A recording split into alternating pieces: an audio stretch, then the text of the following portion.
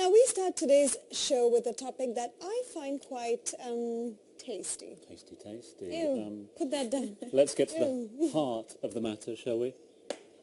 Us carnivores are known for a love of meat, but overeat. Healthy enjoyment must always be the key. Bernadette Abraham is here to explain what to look out for down at the butcher's. Thank you indeed for being with us. Thanks for having me back. And when it comes to displays in front of us, I think this is one of the most unique we've had, isn't it? On the show. Let's all take a step back and just appreciate it because of, I mean, in terms of what to look for when down at the butcher's, a lot of people are celebrating with family and friends at the moment, so large cuts of meat have been brought into the house. What's your advice to what people should be looking for when they're buying their meat? Well, let's start with what we shouldn't be having. Right. Basically, I'm always telling people to avoid refined foods, to avoid processed foods, and probably the worst type of processed food would have to be processed meats.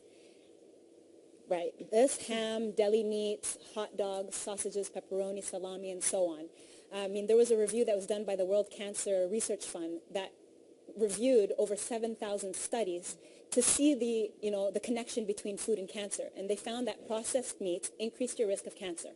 And they basically concluded that there was no safe amount of processed meat. So we should not be consuming them. The biggest problem with them is that they add nitrate, which is associated linked to cancer. So this is processed turkey It is ham, processed meat. It'll have preservatives in it. It'll have nitrates, which gives it its pink color and flavoring, and it'll have possibly high fructose corn syrup. So if you want to eat deli meat, let's say, there are certain guidelines that you can follow.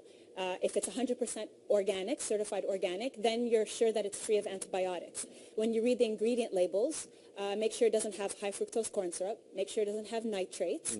MSG, it won't be listed as MSG, but it'll have the words artificial or natural or artificial flavoring. You also don't want coloring, like caramel, for instance, in that. As best as possible, you want to choose your meats to be 100% from the same species. So if it's beef, it should be 100% beef, 100% chicken. No byproducts are added in there. See, now when we buy meat, we look at a variety of factors, right? From taste, nutrition, affordability, and even culture plays a very huge part. And in a lot of cultures, deli meat is extremely popular. And we've just established that it is not particularly too healthy for you. So what would you say are healthier options? Healthier options, again, let's just get this out of the way. It has to be certified organic. And by definition, organic means it does not have antibiotics. So naturally, animals should be eating grass. Chickens should be roaming free, eating plants and insects and bugs and the things that it should be eating, not corn. Corn-fed animals develop bacteria, which require antibiotics. And so when we eat those foods that come from, conventional feedlots, we're directly absorbing those antibiotics. So number one, organic, grass-fed, free-range, chickens and cows and all that stuff. And basically, the way you cook it is also very important. Before we get into the cooking, I just want to get on to the buying process as well. So someone goes down, they want some minced beef, say, or some minced lamb. Sure. What should they be looking for from their mince? Again, you want it to be just from one species. So you don't want to have anything else mixed in there. So, and then the other thing, depending on the cuts of meat, if you want it to be leaner or not, then, this one has a lot more white in it, which would mean that it's higher in fat. So someone who wants a leaner meat would have to look for a little bit of a redder meat. And what about, like, organ meat, like liver, heart, tongue, tail, and all these things? Is that considered to be healthy? It's actually, it's funny because my mom always used to she always used to make tongue, and she'd always used to try and put it into my sandwiches and make me believe that it's chicken. But now I know that it is extremely healthy for you. It's an excellent source of vitamin B12.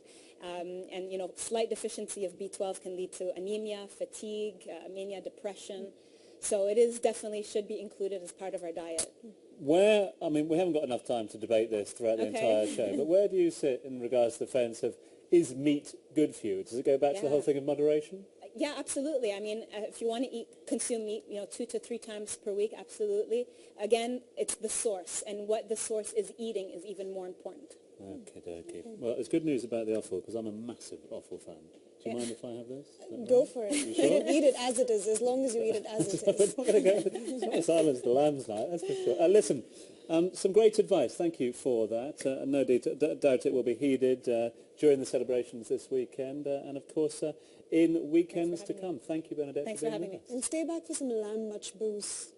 Yeah, I will try that.